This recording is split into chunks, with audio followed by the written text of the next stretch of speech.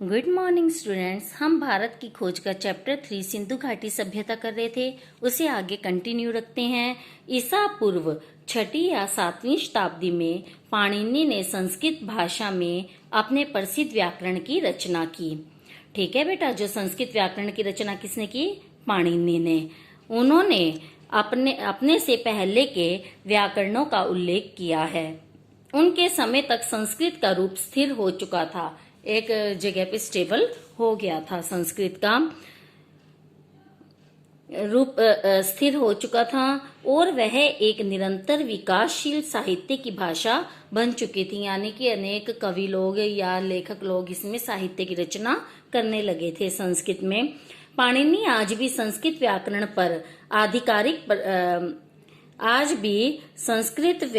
पर आधिकारिक प्रमाण माना जाता है। हालांकि बाद के व्याकरणों ने, व्याकरण किसको कहते हैं बेटा? जो व्याकरण की रचना करता है, उसमें कुछ जोड़ा भी है और उसकी व्याख्या भी की है। यह दिलचस्प है कि पाणिनि ने यूनानी लिपि का उल्लेख किया है। इससे संकेत मिलता है कि पूर्व दिशा में सिकंदर के आने से बहुत पहले भारत और यूनान के बीच किसी ना किसी प्रकार का संपर्क हो चुका था। मीन्स अगर इसमें क्या मिलता है कि पाणिनि ने यूनानी लिपि का जब उल्लेख किया है तो इसका मतलब भारत और यूनान के बीच कोई ना कोई संपर्क होगा ही होगा। औषध विज्ञान की पाठ्य पुस्तकें भी थी और अस्पताल भी। अनुश्रुति मीन्स कहा जाता है कि भारत में औषध विज्ञान के जनक धन्वंतरी थे, किंतु सबसे प्रसिद्ध पुरानी पाठ्य पुस्तकें ईस्वी सन की शुरू की सदियों में लिखी गई। इनमें औषधि पर चरक की पुस्तकें हैं और शल्य चिकित्सा पर सुश्रुत की। शल्य चिकित्सा बेटा मीन्स जो आजकल आपका ऑपरेशन कहलाता है। कहा जाता है कि चरक उन राजा कनिष्क के दरबार में राजवैद्य थे जिनकी राजधानी पश्चिमोत्तर दिशा में थी। ठीक है ना, तो राजा कनिष्क के दरबार में ये राजवैद्य थे। इन पाठ्य पुस्तकों में बहुत सी बीमारियों का जिक्र है और उनकी पहचान और इलाज के तरीके बताए गए हैं। ठीक है, इनमें शल्य चिकित्सा, प्रसूति विज्ञान, स्नान, पथ्य, सफाई, बच्चों को खिलाने और चिकित्सा के बारे में शिक्षा को विषय बनाया गया है। इन सब चीजों के बारे में इस पुस्तक में उल्लेख है। लेखक का रुझान प्रयोगात्मक है और शल्य प्रशिक्षण के दौरान मुर्दों की चीर फाड़ कराई जाती है, जिसको कि पोस्टमार्टम कहा जाता है। ठीक है, सुश्रुत ने शल्य क्रिया के औजारों का जिक्र किया है, साथ ही ऑपरेशन का भी, जिसमें अंगों को काटना, पेट काटना, ऑपरेशन से बच्चे को जन्म दिलाना, मोतिया पिंड का ऑपरेशन आदि सब शामिल हैं। घावों के जीवाणुओं को धुआं देकर मारा जाता था। ठीक है बेटा, आजकल तो काफी सारे एंटीसेप्टिक्स मौजूद हैं, लेकिन पहले घावों पर जीवाणु ना बैठे और किसी तरह का कोई भी एलर्जी वगैरह ना हो जाए, तो इसलिए धुएं से जीवाणुओं को भगाया जाता था। ठीक है, ईसा पूर्व 3री-4थी सदी में जानवरों के अस्पताल भी थे। यह जैन और बौद्ध धर्म का प्रभाव था, जिसमें अहिंसा पर बल दिया जाता था। ठीक है, आगे देखिए। महाकाव्यों के युग में अक्सर वनों में एक तरह के विश्वविद्यालयों का जिक्र किया गया है। ये कस्बे या शहर से बहुत दूर नहीं होते थे। इनमें प्रसिद्ध विद्वानों के आसपास शिक्षा प्रशिक्षण के उद्देश्य से लोग इकट्ठे होते थे। शिक्षा में तरह तरह के विषय शामिल थे, जिनमें सैनिक प्रशिक्षण भी होता था। इन वनाश्रमों को इसलिए पसंद किया जाता था क्योंकि यहाँ शहरी जीवन के आकर्षणों से बचाकर विद्यार्थियों के लिए नियमित और ब्रह्मचर्य का जीवन बिताना संभव होता था। ठीक है ना बेटा, एकांत में होता था, इसलिए वो शहर की चमक दमक से दूर रहते थे।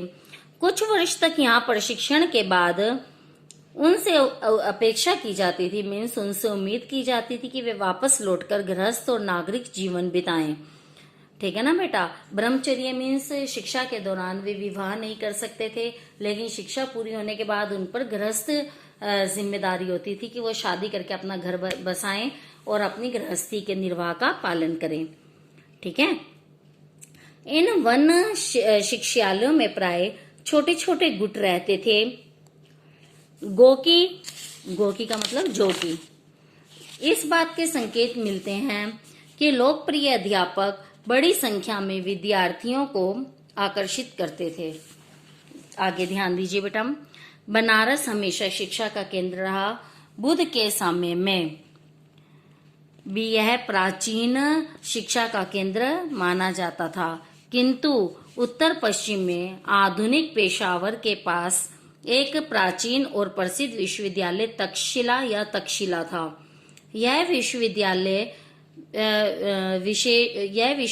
विशेष रूप से विज्ञान, चिकित्सा शास्त्र और कलाओं के लिए मशहूर था, आर्ट्स के लिए, और भारत के दूर दूर के हिस्सों से लोग यहाँ आया करते थे। तक्षशिला का स्नातक होना सम्मान और विशेष योग्यता की बात समझी जाती थी। जो चिकित्सक यहाँ के आयुर्विज्ञान विद्यालय से पढ़कर निकलते थे, उनकी बड़ी कद्र होती थी। ठीक है बेटा, यहाँ के पढ़ा हुआ स्टूडेंट, चाहे वो आयुर्विज्ञान का हो या कुछ भी, उसका बड़ा सम्मान होता था। ठीक है, कहा जाता है कि जब कभी बुद्ध बीमार पड़ते थे तो उनके भक्त इलाज के लिए एक मशहूर चिकित्सक को बुलाते थे जो तक्षशिला का स्नातक होता था। ईसा पूर्व 6वीं-7वीं शताब्दी के महान वैयाकरण पाणिनि ने भी यहाँ शिक्षा पाई थी। ठीक है, जो पाणिनि थे जिन्होंने संस्कृत व्याकरण की रचना की थी, उन्होंने भी यहीं पर शिक्षा प्राप्त की थी। इस तरह तक्षशिला बुद्ध से पहले ब्राह्मण शिक्षा पद्धति का विश्वविद्यालय था। बौद्ध काल में यह बौद्ध ज्ञान का भी केंद्र बन गया। सारे भारत और सीमा पार से बौद्ध विद्यार्थी यहाँ खींचे चले आते थे।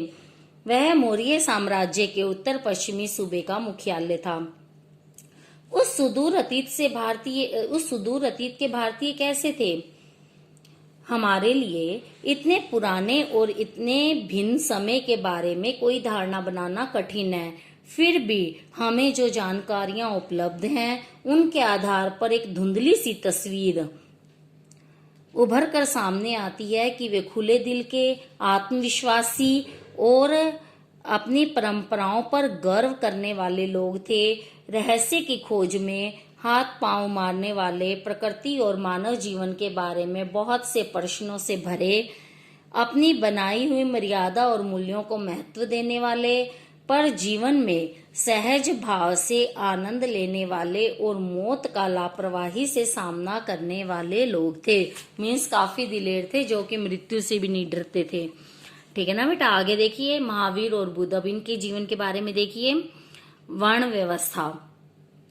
जैन धर्म और बौद्ध धर्म दोनों वैदिक धर्म से कटकर अलग हुए थे। ठीक है, पहले एक वैदिक धर्म था, फिर उसमें से कटकर जैन और बौद्ध अलग अलग हो गए थे और उसकी शाखाएं थी। ठीक है, पर उन्होंने वेदों को प्रमाण नहीं माना। तमाम और बातों में सबसे बुनियादी बात यह है कि आदि कारण के बारे में वे या तो मौन है या उसके अस्तित्व से इनकार करते हैं। मीन्स आदि कारण, इस सृष्टि को चलाने वाला मूल क्या है, इस बात के बारे में ना तो वो मतलब कि कुछ बोल ही रहे हैं। ठीक है, मतलब वे एकदम मौन है, उसके अस्तित्व से इनकार नहीं कर रहे और कुछ बोल भी नहीं रहे और चुप हैं। ठीक है ना, दोनों या उसके अस्तित्व से इनकार करते हैं। ठीक है ना, और अस्तित्व से इनकार भी कर रहे हैं कि ऐसा कोई चीज नहीं होती। ठीक है, दोनों अहिंसा पर बल देते हैं और ब्रह्मचारी भिक्षुओं और पुरोहितों के संग बनाते हैं। उनके नजरिए एक हद तक यथार्थवादी और बुद्धिवादी हैं। यथार्थवादी मीन्स सच्चाई से जो रिलेटेड होते हैं उन्हें यथार्थवादी कहते हैं, और बुद्धिवादी जिनमें बुद्धि से काम लिया जाता है बजाय दिल से, दिल की बजाय जिनमें बुद्धि से काम लिया जाता है। जैन धर्म का एक बुनियादी सिद्धांत यह है कि सत्य हमारे दृष्टिकोण की सापेक्षता में होता है। इसमें जीवन और विचार में तपस्या के पहलू पर बल दिया जाता है। जैन धर्म के संस्थापक महावीर और बुद्ध समकालीन थे और दोनों क्षत्रिय थे। बुद्ध की मृत्यु ईस्वी पूर्व 544 में 80 वर्ष की आयु में हुई तथा और तभी बौद्ध संवत शुरू हुआ। इतिहासकार ने बाद की तारीख यानी कि ईस्वी पूर्व 487 दी। बेटा जो रियल डेट होती है और जो संवत वाला वर्ष होता है, संवत वाला वर्ष हमेशा रियल वर्ष से, हमारे इस अंग्रेजी वर्ष से 57 वर्ष आगे रहता है। ठीक है ना बेटा। अब देखो जैसे उन्होंने संवत में कौन सा था 544 मानी थी, और अब रियल 487 है, तो 487 में आप 57 जोड़ोगे तो वही बात है 544 आ जाएगा। यह अजीब संयोग है कि मैं ये पंक्तियां बौद्ध संवत 2488 की पहली तारीख को वैशाखी पूर्णिमा के दिन लिख रहा हूँ। बौद्ध साहित्य में लिखा है कि बुद्ध का जन्म वैशाख के महीने में इसी पूर्णिमा के दिन हुआ था। इसी तिथि को उन्हें बोध प्राप्त हुआ था और अंत में उनका निर्वाण भी इसी तिथि को हुआ था। ठीक है बेटा, और आगे नेक्स्ट वीडियो में करेंगे। Okay bye.